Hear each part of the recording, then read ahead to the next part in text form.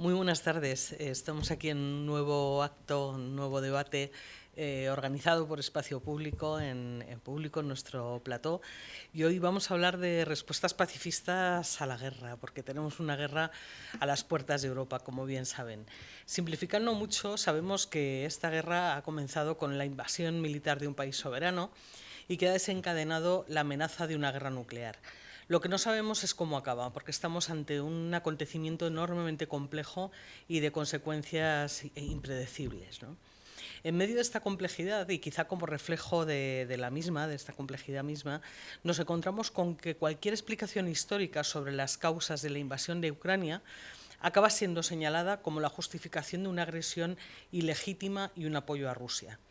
Estamos viendo denodados esfuerzos por pintar a Rusia como un eje del mal y por demonizar a Putin en una maniobra que ya no suena porque fue usada previamente para justificar intervenciones de la OTAN pues, en Siria, en Libia, en Irak, por ejemplo, ¿no?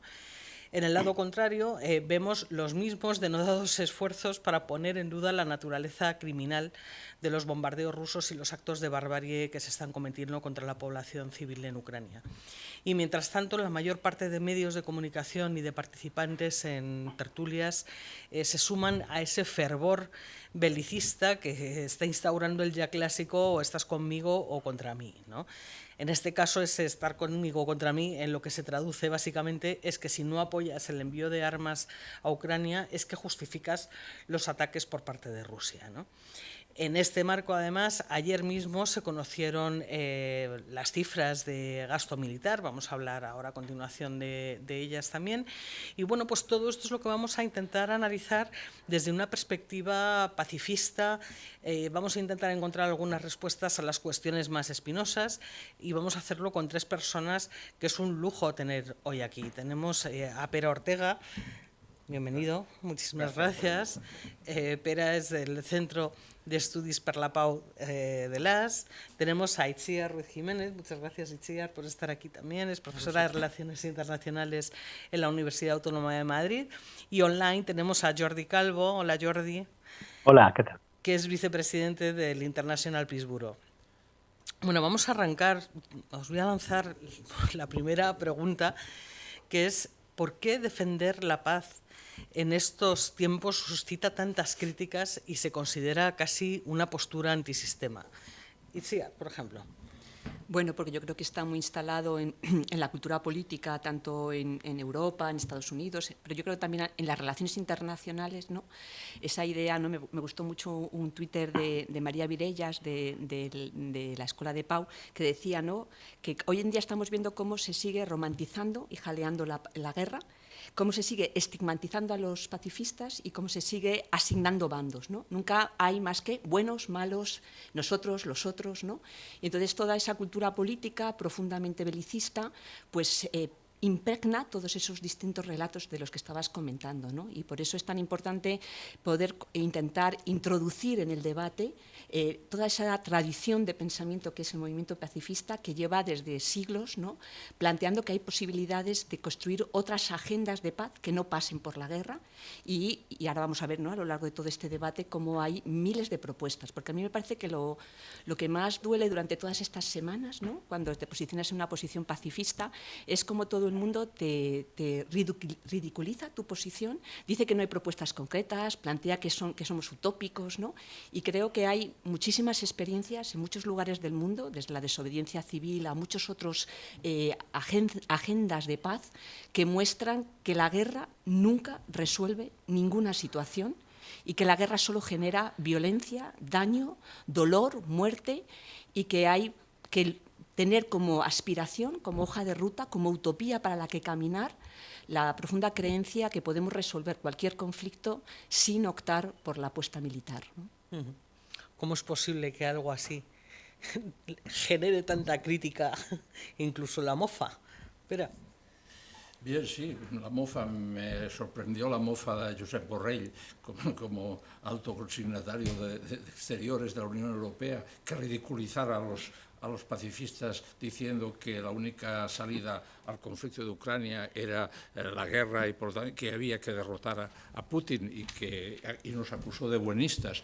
Yo creo que ese es un error garrafal de nuestros políticos, porque no considerar que hay otros medios para resolver los conflictos que mediante la violencia, yo creo que eso es un error garrafal, porque si lo hemos conseguido en las relaciones interpersonales de eliminar la violencia, ¿por qué no hacerlo entre los estados? También es posible. Y si la guerra es la máxima perversión de la violencia, ¿por qué aún persistimos después de tantos fracasos en la historia de la humanidad en intentar solucionar los conflictos entre estados mediante el uso de la fuerza, de la violencia, de la guerra? Eso es un fracaso de los políticos, ¿eh? Y aquí no quiero excusar a Vladimir Putin, que es el principal causante de la invasión y de la guerra, pero también hay una parte de responsabilidad en el otro lado. Los conflictos no son solo, siempre son como mínimo entre dos partes, y habrá más responsabilidad en un lado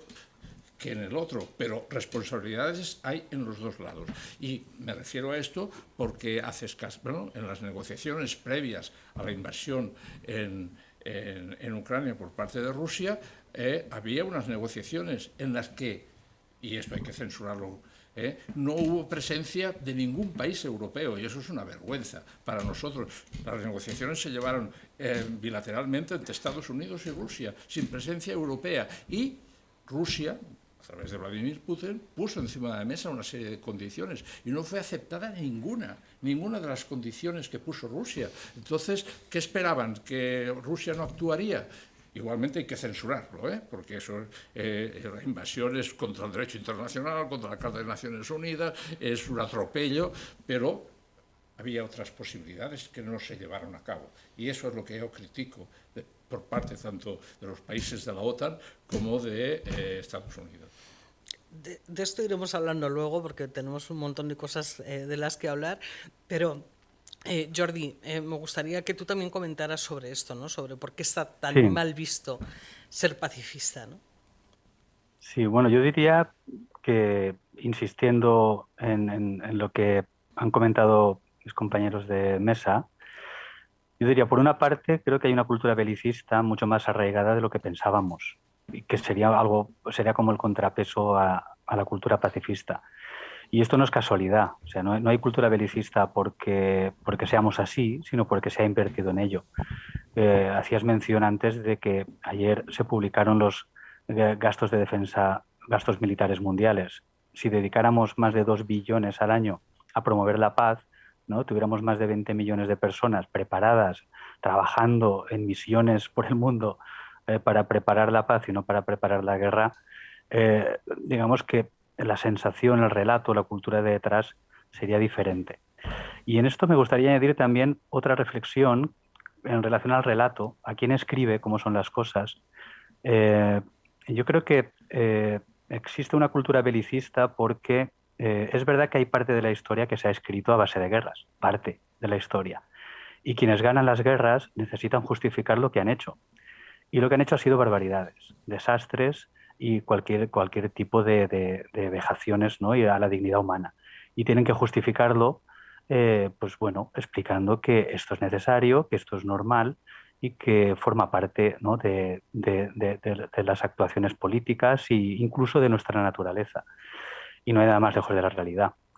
Y con esto acabo la intervención. Recuerdo, hay un documental muy interesante en el que habla McNamara del lanzamiento de la bomba atómica a Hiroshima y Nagasaki, de la decisión de hacerlo, en el que al cabo de los años se preguntaba, incluso afirmaba, en que si hubieran perdido la guerra, ellos serían considerados criminales de guerra oficialmente. Pero como la ganaron, pudieron escribir el relato y pudieron convencernos de que esto es una forma de conseguir las cosas. Uh-huh. Hablabas, Jordi, del gasto militar y me venía a la cabeza, por cómo lo comentabas un poco, una industria, pues que es la industria antimigración, que precisamente la conclusión cuando uno la analiza es la misma, ¿no? O sea, que si en vez de dedicar tantísimos recursos a intentar frenar la inmigración se destinaran a integrarla, posiblemente estaríamos hablando de algo bien distinto, ¿no? Perdona el inciso, pero me venía esto a la cabeza, ¿no? Pero lo que quería comentar también es que, bueno, los pacifistas, incluso los más radicales en el activismo de la no violencia, señalan que el derecho a la defensa existe y que no se puede renunciar a él, ¿no? Entonces, desde una perspectiva pacifista, ¿cómo se articula el derecho de la población a defenderse sin tener que ser necesario el envío de armas a Ucrania? Pera, arranca tú ahora.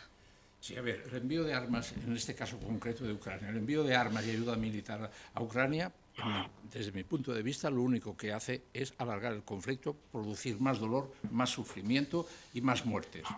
Esto que quede claro. ¿Y por qué lo digo? Porque este conflicto, como la mayoría, se resolverá mediante una mesa de negociación y de diálogo, como se resuelven todos los conflictos. Por lo tanto, lo importante es una ofensiva diplomática, y aquí vuelvo a criticar la ausencia de la Unión Europea, de los países europeos, en muy poca beligerancia en este ámbito, una ofensiva diplomática para intentar decretar un alto el fuego y que se vuelvan a negociar, que están negociando, una mesa de negociación, de diálogo, en la que busquen una salida a este conflicto, en que las dos partes salgan con alguna victoria delante de su propia población, y lo pueden conseguir, porque posibilidades hay.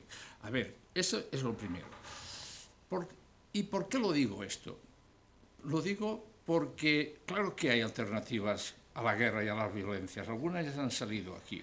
A ver, sobre todo en el último siglo y medio, ha habido todo un pensamiento que ha ido fructificando y ganando terreno en que los conflictos internos de los estados y entre estados se han de resolver por una vía de diálogo y de concertación. La palabra concertación es muy importante. Fijémonos cómo han desaparecido todos los grandes grupos guerrilleros que aspiraban a cambiar las sociedades, tanto en Latinoamérica como en muchos países del sudeste asiático, como en África subsahariana, han ido desapareciendo y sustituyéndose por vías políticas de diálogo y de negociación.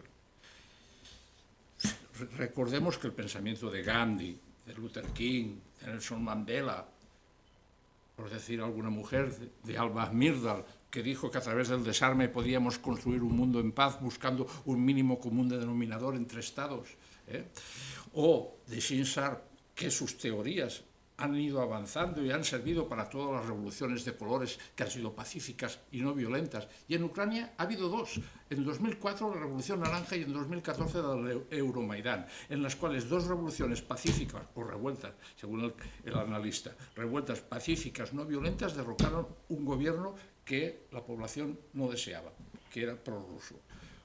Ahora podrían haber resistido igualmente una ocupación militar sin llegar a la guerra. Lo podían haber hecho. No lo han hecho porque el presidente Zelensky, teniendo todo el derecho a la legítima defensa, ha optado por la vía militar para defenderse del ataque. Lo ha hecho, pero podía haber optado por el otro porque su población estaba adiestrada para llevar a cabo una resistencia civil. Y eso no lo ha hecho. Aparte de todos los errores anteriores que han conducido al conflicto, ahora no me voy a referir porque ya me he alargado mucho, pero luego también puedo en otra intervención decir algo. Pero permitidme que me ponga en el papel de periodista y de dar la réplica y ponerme en lo que diría tanta gente, ¿no? Al hilo de lo que decía Pera, ¿no? Bueno, mientras se negocia esa salida pacífica al conflicto, mucha gente puede decir: Rusia sigue matando a civiles en Ucrania y, por tanto, eso justifica el envío de armas. Jordi, ¿cómo lo contraargumentarías tú esto? A ver, yo diría que ayudar a la población ucraniana a resistir, hay que hacerlo, pero que la única manera de resistir no es la armada. Y en las guerras, yo creo que en todas, lo que pasa que, como decía antes, no aparece en los libros, no está bien reflejado. Se resiste de muchas maneras. Resiste quien se esconde, resiste quien huye, resiste quien deserta del ejército y decide no luchar. Resiste quien sale a protestar y se enfrenta sin violencia o al ocupante. se resiste escribiendo panfletos, escribiendo artículos, haciendo conexiones con los medios de comunicación. Todo esto suma mucho también para la resistencia y para el resultado final de este conflicto. Y no hablamos de esto. Hay una encuesta que mencionó un compañero del DELAS en unas charlas que hicimos del Instituto de Sociología de Kiev de diciembre de 2021, en el que preguntaba a la población, ante la amenaza, qué haría en caso de una invasión de Rusia. Y el 33% contestó que resistiría con armas, pero el 21,7% que resistiría con protestas y no cooperación y no violencia, el 18% que no lo haría y el resto que no sabía. Es decir, probablemente en la población de Ucrania hay una parte que ha optado por esta vía, pero no son los únicos. Ayudemos al resto. Ayudemos al resto a resistir, a escapar, a luchar, a seguir vivos. Y a veces hablamos de que tienen derecho, ¿no? el derecho a la legítima defensa. Yo diría que hay un derecho que está por encima de este, siempre, que es el derecho a la vida. ¿De qué te sirve defenderte si esto te va a suponer perder la vida? Pues me parece más inteligente buscar la manera de salvar la vida y después ya veremos cómo seguimos. Si estamos vivos tenemos opciones, si no, no.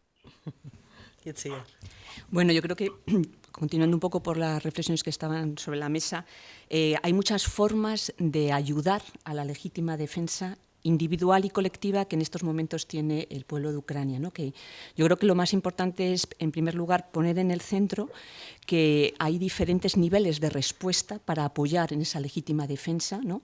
a la defensa de los derechos por la que están luchando, el derecho a la vida, el derecho a no sufrir violencia, el derecho a la autodeterminación, el derecho a poder decidir políticamente si quieren o no estar dentro de la OTAN o si quieren o no neutralidad. Hay muchos elementos en los cuales desde la comunidad internacional y desde el resto de las sociedades podemos contribuir y ayudar a esos derechos que tiene la población de Ucrania a poder vivir una vida en paz, donde no se violen sus derechos humanos, donde no se viole el derecho a la vida, donde no sufran los gravísimos crímenes internacionales que están habiendo en este momento, ¿no?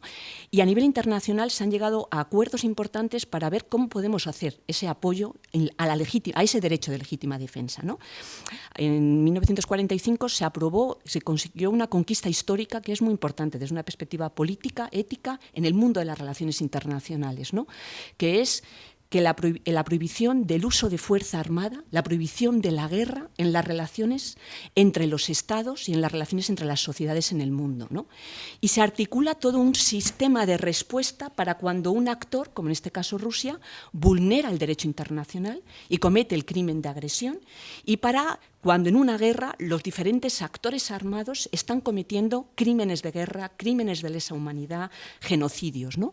Y hay toda una dimensión del derecho internacional que tiene que ver con cuál es la respuesta que a esas estrategias de resistencia de la población tenemos que hacer cuando la gente pretende y busca resistir pacíficamente y se queda en Ucrania a través de movimientos de desobediencia civil, a través de toda esa resistencia pacífica que comentaba antes Pep. Hay muchos elementos de apoyos económicos, políticos, ciudadanos a todos esos espacios de resistencia no armada. Hay también todo lo que tiene que ver de toda esa parte del derecho internacional que nos habla del derecho al asilo y a la protección que tienen todas las personas cuya estrategia de legítima defensa sea querer vivir y no querer participar en esa guerra. Y eso incluye también a los soldados, tanto de Ucrania como de Rusia, que no quieran participar en estas operaciones militares, que no quieran cometer crímenes internacionales, que desertan, y que la respuesta internacional tiene que ser una respuesta de protección, una respuesta de asistencia. Y estamos viendo en algunas dimensiones una muy adecuada respuesta por parte de las sociedades y los gobiernos europeos en la protección de las personas que están huyendo de Ucrania. Pero creo que es muy importante que esa respuesta no sea exclusivamente temporal, momentánea, una protección temporal en un momento solamente, sino que tiene que ser una respuesta que ponga en el centro una solución duradera para todas las personas que están ejerciendo su legítima defensa cuando optan por huir y salir de esa situación de violencia armada. Creo que tenemos hoy en día muchísimos instrumentos jurídicos, políticos y muchísimas iniciativas no violentas que podemos llevar a cabo para apoyar ese derecho legítimo de la sociedad ucraniana a defenderse de la violencia que está afrontando. Y quiero añadir, y además lo hemos visto en imágenes, hemos visto a población civil enfrentándose, frenando el acceso de tanques en las carreteras, hemos visto a grupos humanos como hacían de escudos humanos en algunos ámbitos que había ataques militares de los rusos. Por lo tanto, existe una resistencia civil actual, activa, dentro de Ucrania, como existe también dentro de Rusia una resistencia a los ataques que ha llevado a cabo Vladimir Putin contra Ucrania. Por lo tanto, sí que se puede optar por ese camino. Otra cosa es que los políticos han optado por la vía militar, pensando que así se solucionan los conflictos, y ese es un error histórico. Lo hemos de decir.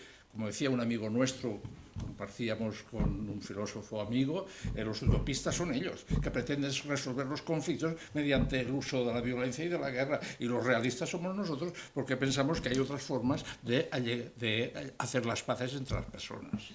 Claro, pero en el momento en el que se apuesta por el envío de armas, ya entramos en una dinámica de incremento del gasto militar, como comentaba Jordi en el arranque. Bueno, que esto genera también mucho perjuicio para mucha gente, pero también mucho beneficio para mucha otra, ¿no? Y además, bueno, pues se genera este discurso monolítico del que hablábamos antes, o sea, bueno, mencionabais antes una encuesta hecha en Ucrania, pero aquí el CIS, por ejemplo, daba que el 70% de la población en el Estado español era favorable al envío de armas, ¿no? En fin. Efectivamente, se han enviado las armas, Estados Unidos sigue incrementando el gasto destinado a armamento para enviar más material a Ucrania. ¿Quiénes son los principales interesados en que se produzca ese aumento en el gasto militar? Jordi. Bueno, pues digamos que hay unos principales interesados, ¿no? Como bien dices, tradicionales, ¿no? Y que tenemos que empezar mencionándolos. Después hay más, y podemos estirar y ampliar el marco, pero debemos empezar por quienes se benefician sí o sí de los aumentos de gastos militares, que son las empresas que fabrican armas. ¿Por qué? Porque los clientes de las empresas fabricantes de armas son los estados, y el negocio y la facturación de estas empresas depende de una decisión política, de poner más dinero en el presupuesto militar ese año o poner menos. Y esa decisión, como digo, es política, no viene desde ningún otro ámbito.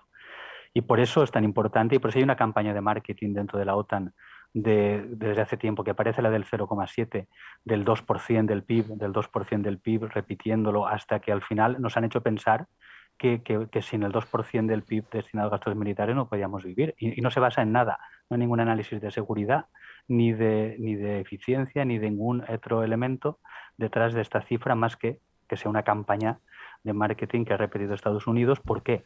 Porque si Estados Unidos consigue que en Europa se aumente los gastos militares, sus empresas, que son el 70% de las empresas que se llevan el mercado del mundo, van a conseguir muchos más contratos.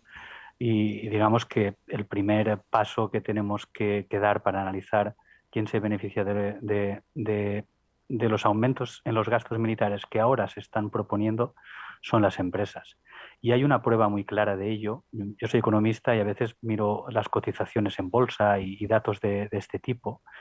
Y es una prueba que podemos entrar ahora mismo, buscar en un buscador en Internet las cotizaciones de las empresas antes y después de la intervención en la guerra de Ucrania, y vemos que han aumentado entre un 20 y un 40% las principales empresas de Estados Unidos, su cotización en bolsa. Esto significa las expectativas de beneficios futuros, que es lo que marca la cotización en bolsa, y las empresas europeas, algunas de ellas han duplicado su cotización, ha aumentado más de un 100%, como el caso de Rheinmetall, o en España la única que tenemos datos es Indra, que también ha aumentado muy por encima de lo que, ha bajado de hecho el IBEX 35 y ha aumentado cerca de un 10% su cotización bursátil.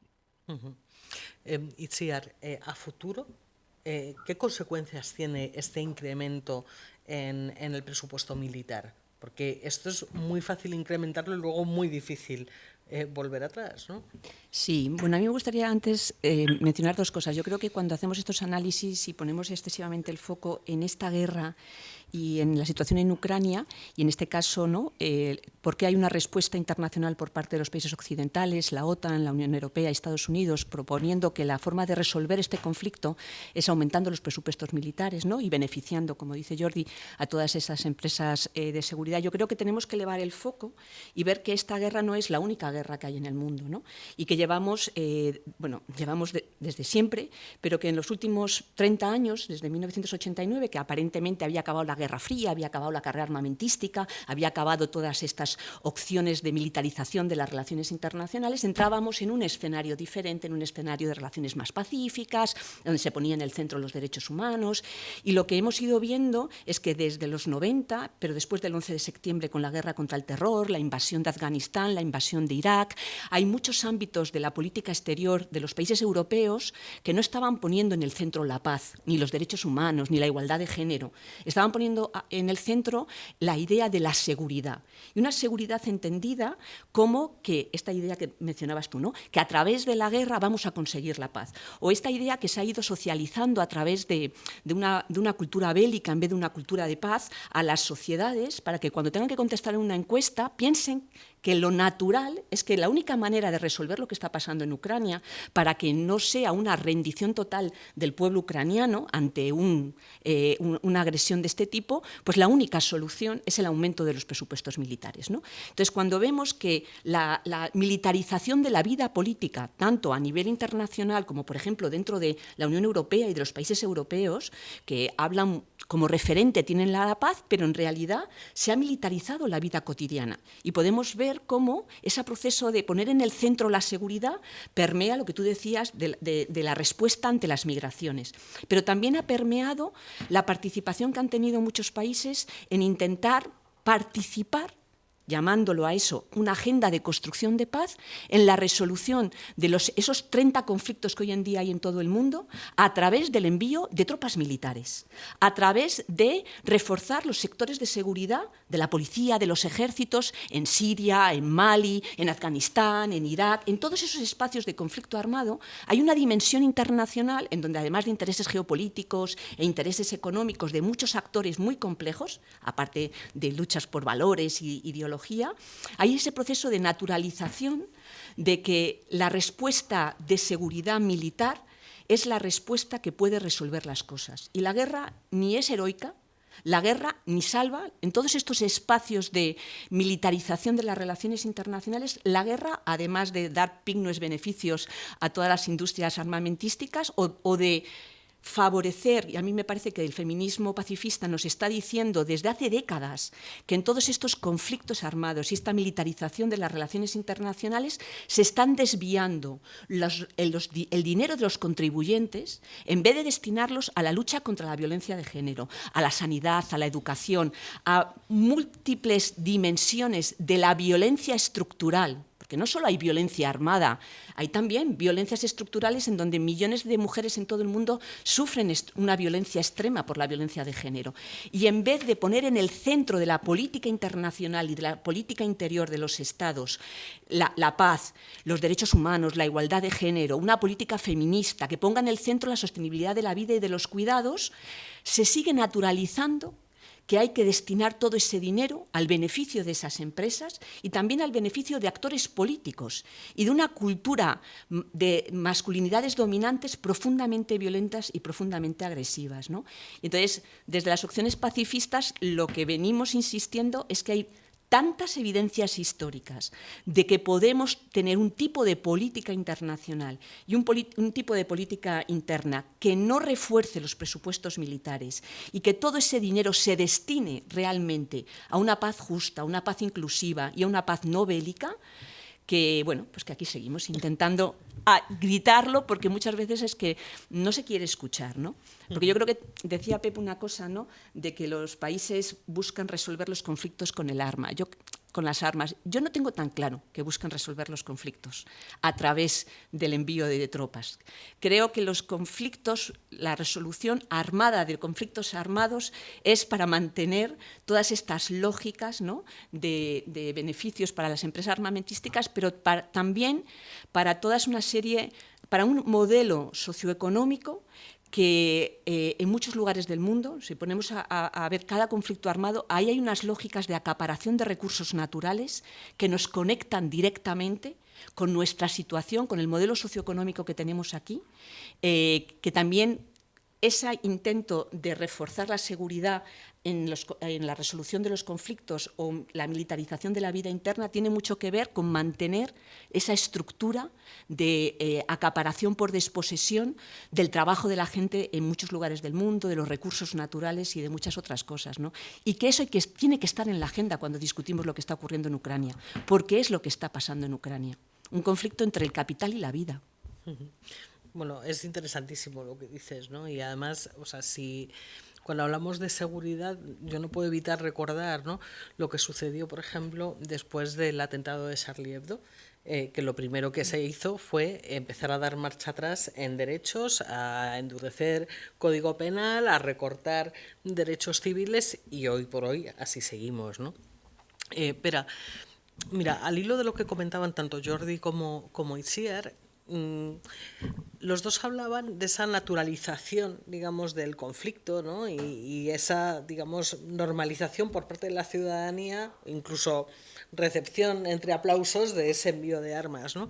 Pero yo estos días pensaba, veía titulares y pensaba, ¿no? Digo, si esto está tan naturalizado, ¿por qué el gobierno dice que envía 200 toneladas de material militar y no especifica en qué consisten esas toneladas, ¿no? O sea, ¿qué tipos de armas se están enviando? ¿Qué es lo que estamos enviando? Porque, claro, si son 200 toneladas, pues a lo mejor con 3 tanques pues ya lo tenemos más o menos hecho, ¿no? Pero eso me llama mucho la atención, ¿no? El cómo se evita, a pesar de estar utilizando todo el rato una retórica belicista, pero se evita la concreción y el detalle, ¿no? ¿Esto por qué ocurre?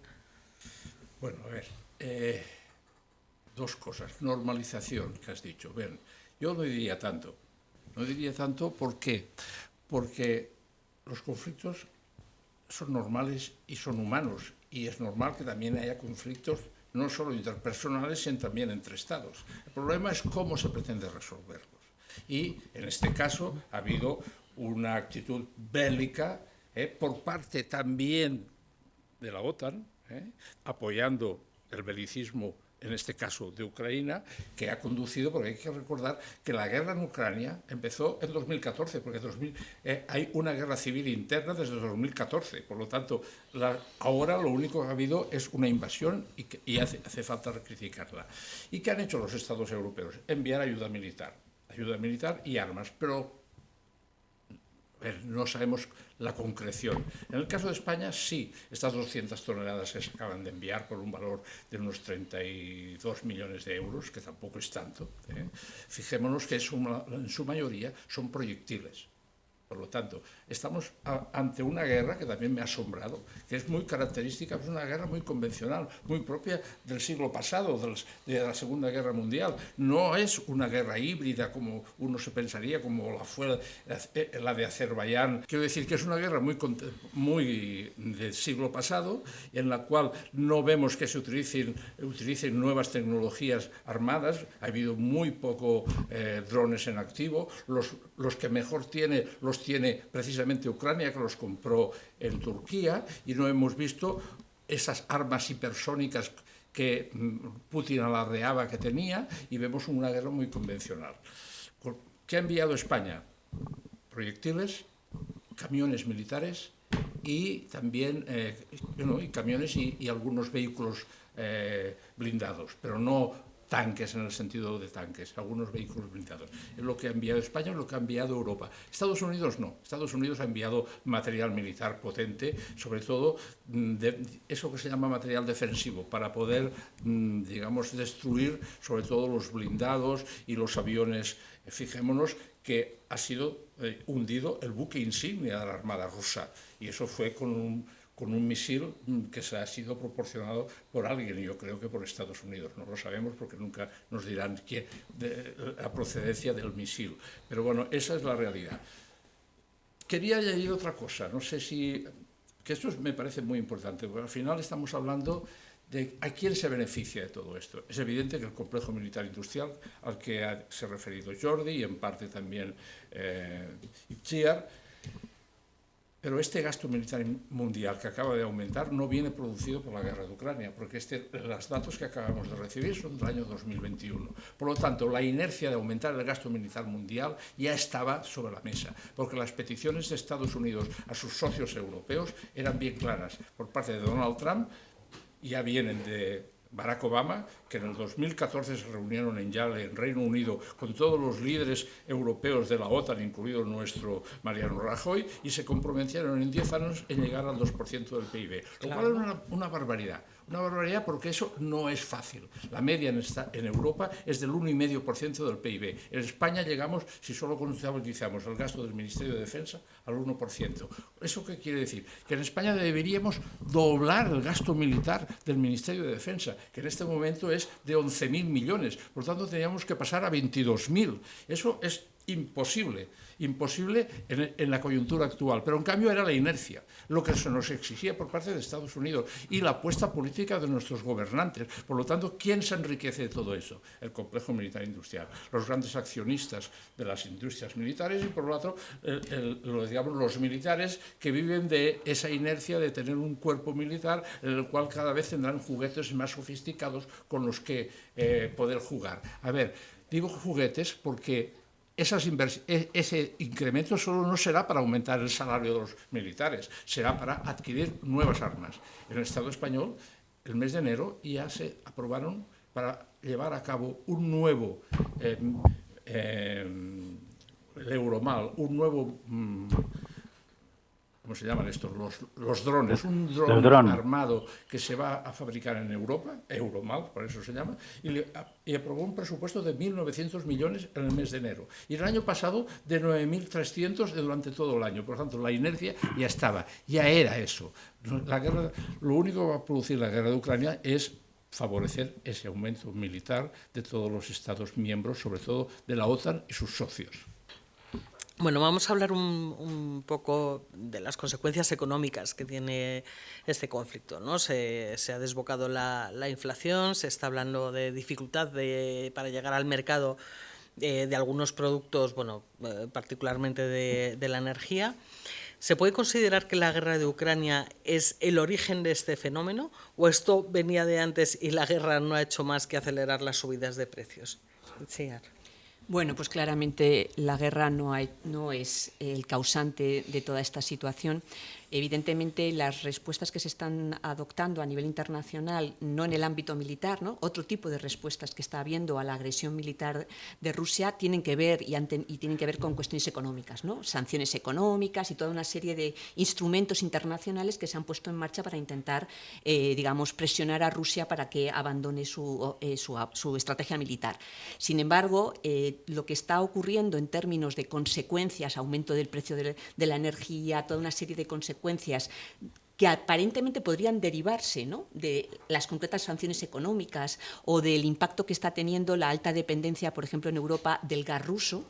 En realidad, si abrimos un poquito el foco y vemos históricamente lo que ha pasado en las últimas décadas, nos encontramos que a nivel global estamos en una crisis socioeconómica, en una crisis medioambiental, en la cual los impactos que está teniendo esta estructura global socioeconómica, en la cual coparticipan las élites político-económicas de Estados Unidos, de la Unión Europea, pero también de Rusia, pero también de China, y que son esta estructura la que ha venido a través de una política exterior muy belicista, acaparando hacia su territorio los recursos naturales a costa de una enorme violencia en muchísimos lugares del mundo, en Siria, en Mali, en todos esos 34 conflictos que a mí me parece fundamental que cuando hablamos de las respuestas pacifistas a la guerra de Ucrania abramos el foco para entender cuáles son las respuestas de una agenda de construcción de paz que afecte a todos esos escenarios donde millones de personas sufren crímenes internacionales iguales que los de Ucrania, y que la respuesta tiene que ser para todos esos escenarios de violencia,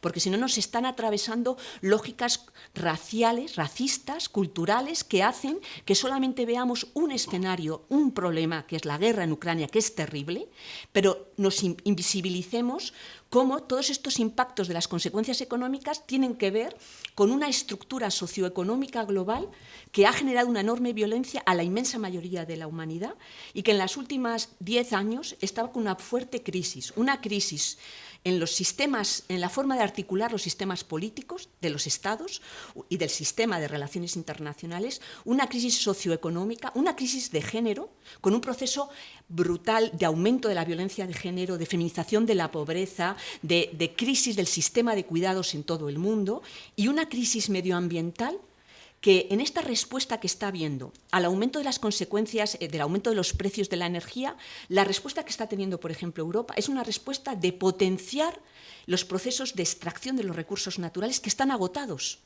La respuesta no puede ser diversificar las fuentes del gas, porque diversificar las fuentes del gas o del petróleo o de todo lo que es la energía fósil, lo que va a implicar es mayor conflictividad armada, mayor violencia en muchísimos lugares del mundo, allá donde están esas fuentes de energía que quieren para, digamos, desarticularse de la dependencia que tienen del gas ruso. Lo que hay que hacer es apostar por un profundo proceso de transformación socioeconómica. Necesitamos una paz a nivel global que desmonte esta estructura global, política y socioeconómica que está acabando con la vida en el planeta. Y si no transformamos las lógicas y las agendas, y no entendemos que una respuesta pacífica a la guerra en Ucrania pasa por no hablar solamente de qué tipo de armamento nuclear, de armamento bélico se está enviando por parte de España, sino cuáles son las otras respuestas que puede haber a nivel internacional. Y una muy importante es aprovechar la profunda crisis energética en la que estaba Europa antes de la guerra para realmente realizar una transformación, una transición energética que no sea ponerle a este modelo socioeconómico un poquito de color verde, igual que antes ponían un poquito de color violeta para hablar de un capitalista feminista, pues realmente lo que hay que hacer es transformar lo que está poniendo en el centro todos estos impactos socioeconómicos, no de la guerra, sino que la guerra acentúa, igual que lo acentuó el COVID, esa crisis global en la que estamos, que es una crisis de derechos humanos. ¿Veis factible, Jordi, per esto que comenta Itziar, cambiar, digamos, esas bases de funcionamiento, ¿no? Globales, bueno, para que todos podamos vivir un poquito mejor? Hombre, yo diría que sí. Yo diría que sí, y me gustaría introducir el elemento político. Estamos muy centrados, ¿no?, en la cuestión cultural, y me parece básico, por supuesto, pero estamos hablando de decisiones políticas, estamos hablando de decisiones de unas pocas personas que nos afectan al resto de la humanidad. Y tenemos que saber que ahí está la clave, en quién está ahí y cómo toma esas decisiones. Resulta que quien está tomando las decisiones de cómo gestionar el sistema económico o los conflictos internacionales se giran, preguntan y ven a señores, muchos pertenecientes al Ministerio de Defensa y similares, recomendándoles lo que tienen que hacer. Y quizá lo que tenemos que hacer es cambiar las personas y a quienes preguntan de quienes están en estos lugares. Me gustaría añadir también, relacionado con lo que comentabais de la crisis energética, que el pilar militar es imprescindible para la extracción de recursos en el mundo. Una gran parte de las misiones militares, en un informe de Greenpeace reciente en el que participamos, una buena parte de las misiones militares de la OTAN, de la Unión Europea, y en el caso de España también lo es así, incluso cuantificamos la cifra, como mínimo es una de cada 4, están destinadas a conseguir extraer petróleo y gas de lugares donde, si no fuera por la ayuda militar, sería imposible. Y digamos que esto forma parte de un sistema económico que quizás es herencia de la colonización, es un sistema todavía con carácter imperial o imperialista de una parte del mundo en el que sigue extrayendo los recursos pues de los países de la periferia y para ello necesita la fuerza militar. Y, en fin, hay muchas cosas que cambiar y creo que que además de que cambiemos y mejoremos nuestra conciencia y educación para ser menos belicistas y más pacifistas, quizá tenemos que incidir y mucho en que nuestros gobernantes sean otros. Espera, vamos a cambiar un momento de tema, más que nada por ir avanzando, porque nos va quedando poco tiempo y no me gustaría que nos dejáramos algunas cosas en el tintero, ¿no? Tú hablabas antes precisamente de este dicho, ¿no? De que en las guerras lo primero que se pierde es la verdad, ¿no? ¿Tú crees que está recibiendo la población información correcta sobre lo que está sucediendo en Ucrania? No, no, absolutamente no. En todas las guerras, yo creo que la primera guerra del Golfo de 1991 ya se demostró de que a partir de aquí nunca más los periodistas tendrían acceso a primera línea del frente y que tendrían que nutrir su información de la que dictaban las agencias oficiales de los países en litigio, en guerra. Y en Ucrania se ha demostrado, vemos cómo los periodistas se tienen que reservar a poder entrevistar a los afectados, a la población, enseñan imágenes de las barbaridades y de los bombardeos que se están cometiendo, pero la versión oficial, bueno, la información procede de los gobiernos, ya sea de Kiev o sea desde Moscú. Por lo tanto, vemos cómo están, digamos, demonizando las atrocidades cometidas por el contrario, pero no informan de las atrocidades cometidas por ellos mismos. Por lo tanto, hay que poner en cuarentena muchas de las informaciones. Solo una investigación independiente de organismos independientes puede demostrar que todas las atrocidades que se están cometiendo son verdad. Y no me voy a referir a ninguna, pero ha habido bastantes informaciones contradictorias, sobre todo los crímenes cometidos en Bursa, aunque ratificados por Human Rights Watch. Y eso ya, para mí, es una garantía, y por la Amnistía Internacional. Eso es una garantía que ahí se han cometido crímenes contra la humanidad. Pero en este relato informativo sí. que estamos recibiendo, o sea, digamos que hay como una tendencia a esto de los malos y los buenos, ¿no? O sea, y nos tenemos que ubicar todos en ese espacio de, bueno, me imagino que lo que nos queremos es ubicar todos en el de los buenos, por supuesto, nunca en el de los malos, ¿no? ¿Cómo se rompe esa retórica tan maniquea? Esto, bueno, yo lo encuentro muy difícil. Encuentro muy difícil romper el maniqueísmo, porque los gobiernos de los estados pretenden, de alguna manera, ganar también la guerra por otros medios. Y por lo tanto, no solo con el bélico, también con la información. La información es un elemento fundamental para, digamos así, desinformar a la población y también para no dar ventajas al contrario. Por lo tanto, yo creo que eso es insalvable, hasta que no se acabe la guerra y no haya una entrada de organismos que puedan verificar los crímenes que se han cometido, pues no podremos saberlo.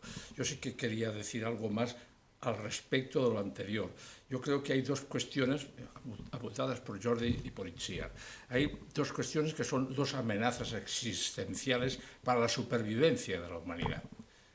Una es la guerra nuclear, y no hemos hecho mención a ella, pero es posible porque las dos partes se han amenazado que si se utilizan armas de destrucción masiva pueden utilizar armas nucleares, que lo ha dicho con mayor contundencia Vladimir Putin. Por lo tanto, si esta guerra, que podría extenderse y convertirse en una guerra europea y por lo tanto mundial, podría también implicar la utilización de armamento nuclear. Y eso hay que decirlo, y no se dice, pero es cierto, porque cualquier elemento fortuito al margen de lo que está ocurriendo podría desencadenarla, porque en las guerras también hay elementos fortuitos. Y la segunda, es la que hemos hecho referencia, es la crisis ecológica en la que vive en este momento la humanidad. Y para esa crisis ecológica, que parece ser que por la parte de las grandes potencias no va a haber solución, porque van a continuar digamos así, persiguiendo la extracción de los recursos naturales finitos,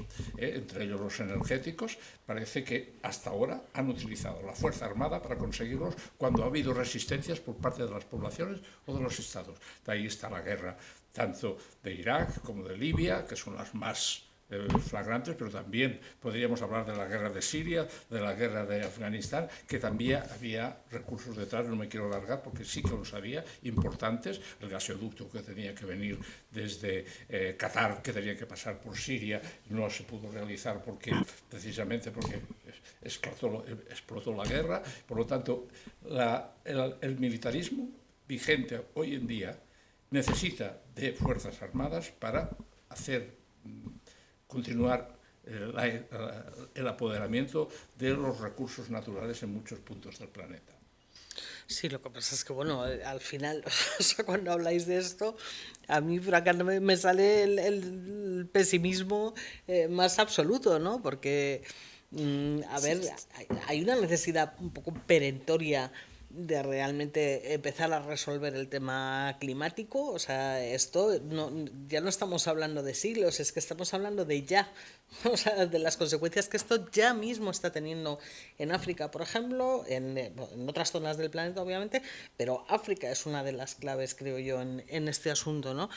Y en fin, o sea, a lo mejor a mí lo que se me ocurre pensar es si Ucrania no es la primera de un montón de conflictos que vamos a empezar a ver motivados por los recursos naturales, por la escasez.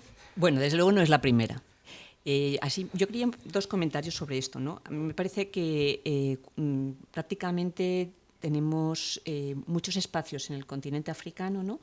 Tanto de eso que llamamos espacios de paz y espacios de violencia armada, porque yo creo que tendríamos que reflexionar, ¿no?, en por qué solamente ponemos el foco en escenarios de conflictividad armada que llamamos guerras, ¿no?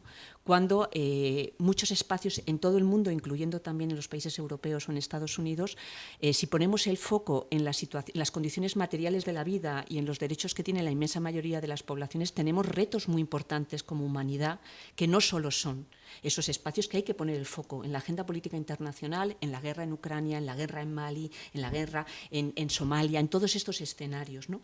Entonces, cuando intentamos hacer un análisis que vaya más allá de esa dicotomía identitaria que tú planteabas, ¿no?, de buenos y malos, y introducimos los múltiples factores de carácter geopolítico, de carácter económico, pero también de carácter ideológico, identitario, que están confluyendo en todos los actores que coparticipan en esos espacios de conflicto armado, ¿no? Cuando nosotros ponemos el foco y decimos la guerra en Ucrania es una guerra entre Rusia y Ucrania, o ponemos el foco en una guerra en África y decimos es una guerra interna, y invisibilizamos muchos de los factores que están en juego, y uno muy importante es esa lucha por los recursos naturales que hacen que cuando hablamos de una situación de conflicto armado en el Congo y no tenemos en cuenta que ahí hay un escenario de violencia armada que es el control del coltán, pero que conecta directamente con que un escenario bélico que está aquí por el nivel de consumo, el coltán está en nuestros portátiles, en nuestros móviles, ¿no? Entonces tenemos que tener una agenda que toque